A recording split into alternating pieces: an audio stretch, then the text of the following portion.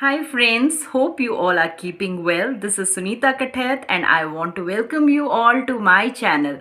Today I'm going to start a new topic and that is articles. And friends, I want to tell you one thing that this video is made purposely on request of my cute subscriber Bhaumik Negi जिन्होंने मुझे request किया था WhatsApp पे कि मैं articles पे बनाऊं. सो I hope you are going to learn something today from this video. Let us start. Articles. Before starting articles, let us read these sentences. तो हम इन sentences को पढ़कर देखते हैं कि articles क्या होते हैं. First sentence. Have you read the story of Oliver Twist? Second sentence. He was a young boy who lived in an orphanage. Now, if you look at these sentences, you are going to see some marked words, that is the, a, an. अब ये तीनों words articles हैं. The words a, an and the are the three articles.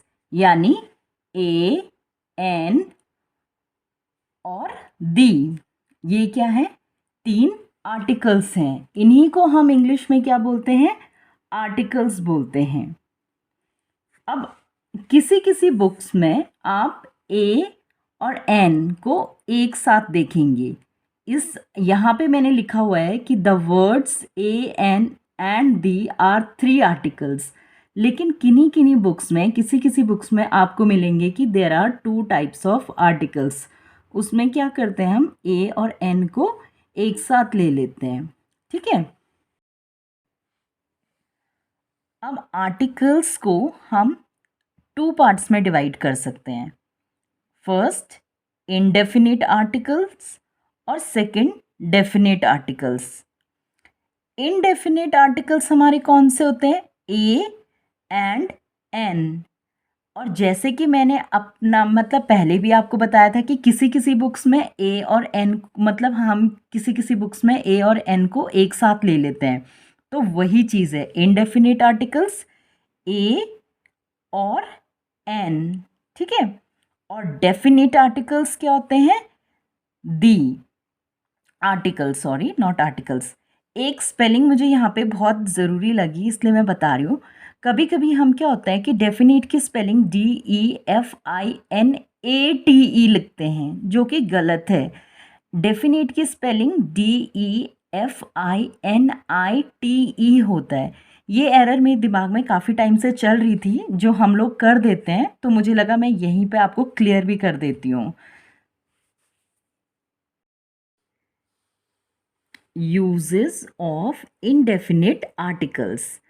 तो अब हम समझते हैं कि हम इनडेफिनिट आर्टिकल्स यानी ए और एन.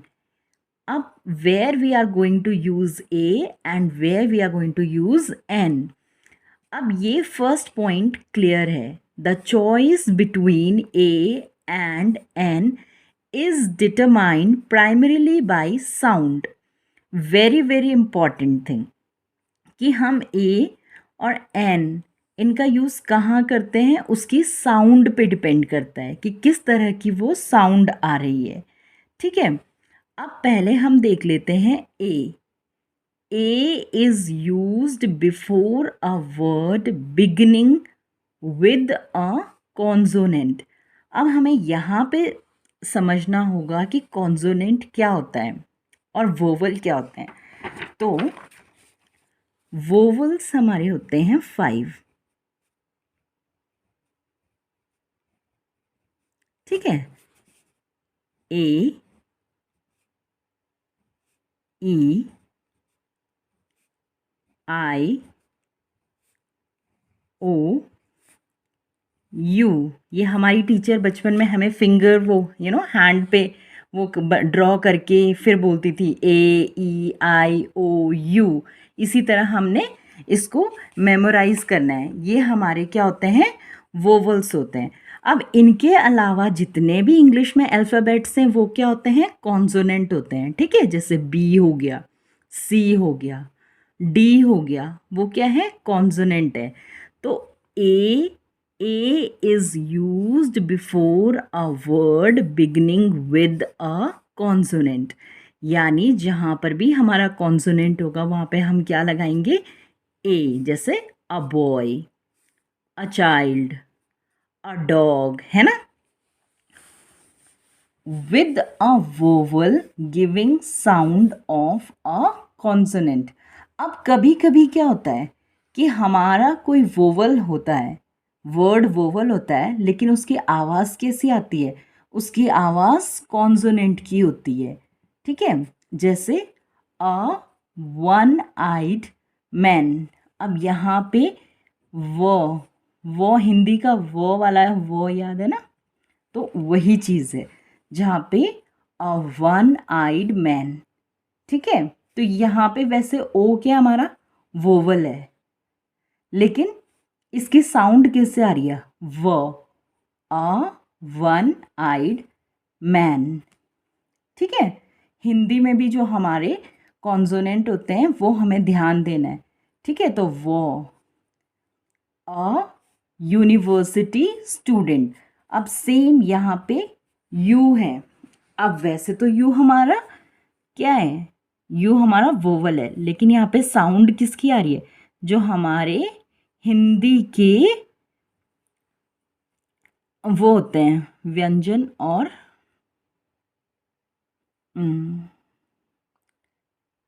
हाँ, अ यूनिवर्सिटी स्टूडेंट। तो ये हमारा यू क्या है, व्यंजन। ठीक है, और वोवल्स को हिंदी में बोलते हैं स्वर। तो a university student. Again a one rupee coin. तो यहाँ पे वो फिर से हमारा क्या है, व्यंजन है। ठीक है, कॉन्सोनेंट है। ठीक है, now let us see where do we use an. An is used before a word beginning with a vowel. तो अब एन कहाँ पे यूज करेंगे, जहाँ पे कि कोई वर्ड हमारा वोवल से स्टार्ट हो रहा है, जैसे एन एलिफेंट। तो ये ई क्या है हमारा, वोवल। एन एप्पल, ए हमारा क्या है, वोवल। विद म्यूट, म्यूट यानी साइलेंट, एच, जहाँ पे हमारा साइलेंट एच लगाओ, जैसे कि एन आर। तो देखो हम इसका प्रोनाउंसिएशन कैसे करते हैं, एन आर है ना, एच नहीं आ रहा है। एन ऑनेस्ट पर्सन, ऑनेस्ट, तो हमारा जो प्रोनाउंसिएशन हो रहा है कैसे हो रहा है, an honest person. With consonant pronounced with the sound of a vowel।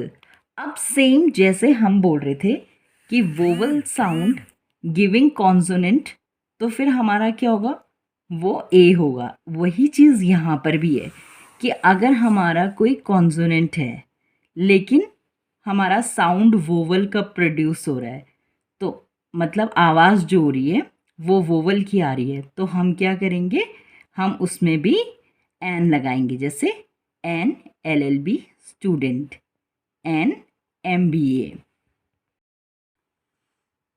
तो नेक्स्ट हमारा ए और एन का यूज़ कहाँ पर होगा, with countable nouns in singular form, यानी जिन नाउन्स को हम काउंट कर सकते हैं लेकिन वो किस फॉर्म में होना चाहिए, सिंगुलर। ठीक है, जैसे अ डॉक्टर, यानी कोई एक doctor, any doctor. An island, एक आइलैंड की बात कर रहे हैं हम। A year.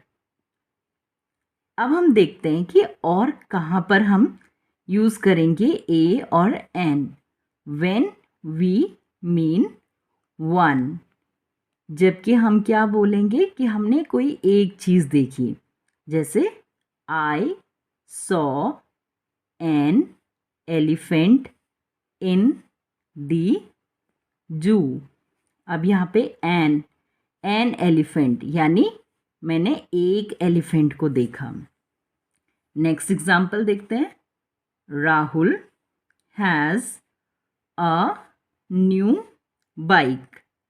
अब Rahul has a new bike, यहाँ पर भी क्या मीनिंग है उसका कि राहुल के पास एक नई बाइक है। तो इट मीन्स जब हम कोई भी एक चीज़ के लिए यूज़ करते हैं तो हम क्या यूज़ करते हैं, ए या फिर एन। अब यहाँ पे क्योंकि ई हमारा वोवल है तो हमने एन लगाया है, एन हमारा कॉन्सोनेंट है तो हमने उसके आगे ए लगाया है। और हम देखते हैं कि हम ए और एन का यूज़ कहाँ पे करते हैं। When we refer to an unspecified person or thing that is mentioned for the first time, यानी कभी कभी जो चीज़ हम कोई अनस्पेसिफाइड चीज़ों जो कोई पर्टिकुलर ना हो, अनस्पेसिफाइड हो, हम उसको मेंशन करेंगे तो तब भी हम क्या करेंगे, ए या फिर एन का यूज़ करेंगे। हम इस चीज़ को और क्लियरली समझते हैं इन एग्जाम्पल्स के through. An old man came looking for you, यानी कोई आदमी, एन ओल्ड। अब यहाँ पे हमने एन क्यों लगाया है, क्योंकि ओ हमारा वोवल है। Once a king ruled over Ajmer. A king, any king, ठीक है, कोई पर्टिकुलर नहीं है यहाँ पे, तो हमने क्या लगाया है, अ। अब क्योंकि हमारा के क्या है, कॉन्सोनेंट, तो हमने उसके आगे क्या लगाया है, अ। तो यानी जब हम किसी के बारे में, जैसे कभी अब हम बोल दें call a girl from 6th A, यानी किसी भी लड़की को, है ना, तो हम उसी तरह ये भी एग्जाम्पल है, once a king ruled over Ajmer. Now let us see next.